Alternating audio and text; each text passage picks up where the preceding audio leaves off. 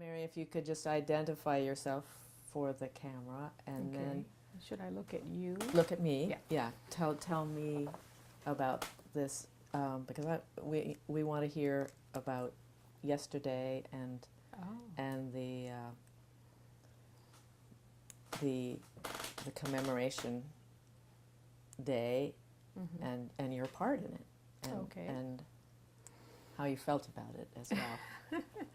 Well, yesterday, members of my family participated in a Juneteenth celebration that was held at Aquia Landing, Virginia, and was sponsored by members of an African American genealogical society. And I'm not going to get the name right, so I won't try to say the entire name, as well as Stafford County, which is where Aquia Landing is.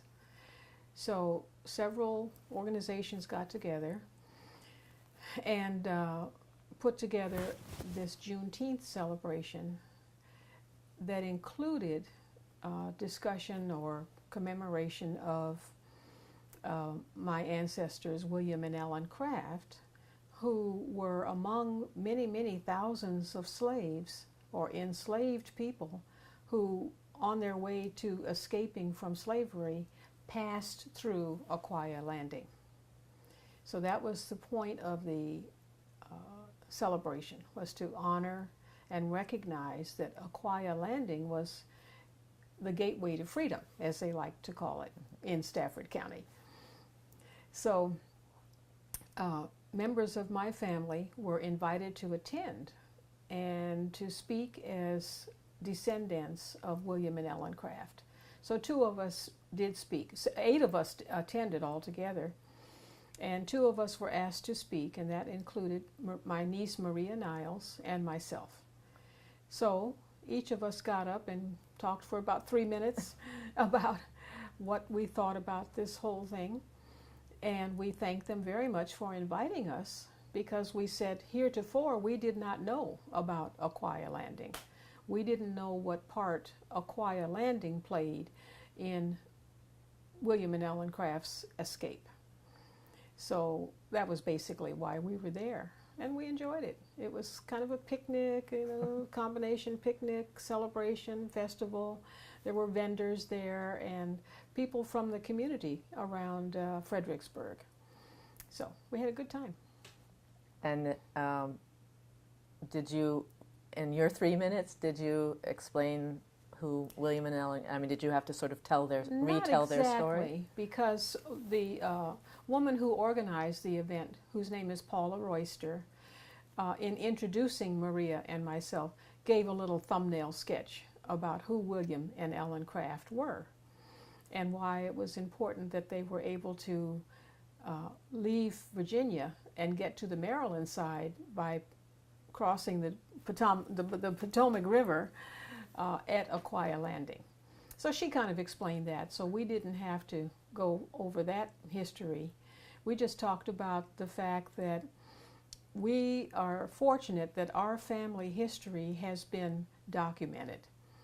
And that's why we know about William and Ellen Craft. And we urged everybody to talk to their family members and to get their history and to share it. And we said that every African American family has an exciting story to tell. And we truly believe that.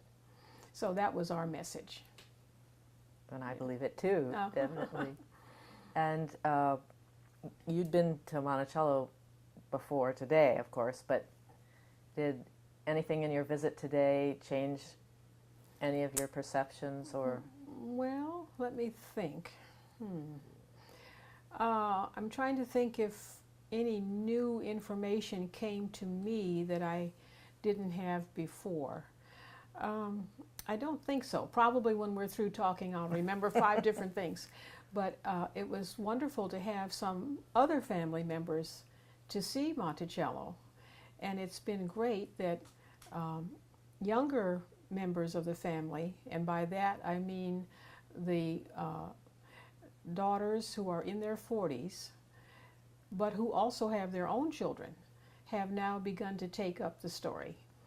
And us older folks are sort of passing it along to them and asking them now to take over and to make sure that their children carry the story forward.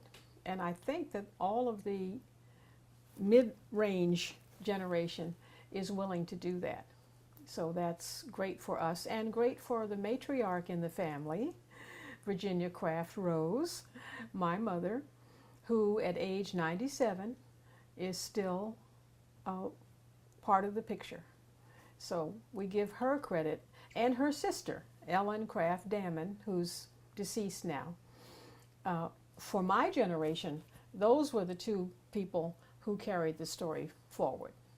So we've tried to continue that tradition, and now the younger folks, those who are 50 and below, are carrying it on to their children. Thank you. Thank you so much. It's just wonderful to have your family here today and the several generations, and that they all seem so keen about all of this history. It's gratifying. I think for the youngest, who are teenagers, they're just beginning to sort of recognize, oh, well, maybe this is kind of interesting. And it takes time. You know, when you're a young kid, as Maria said the other day, you feel like, well, these are just some stories that the old folks are telling us, you know. But the more they think about it, and as they get more mature, they begin to seemingly to pick up an interest in it. Great. Thank you. You're welcome.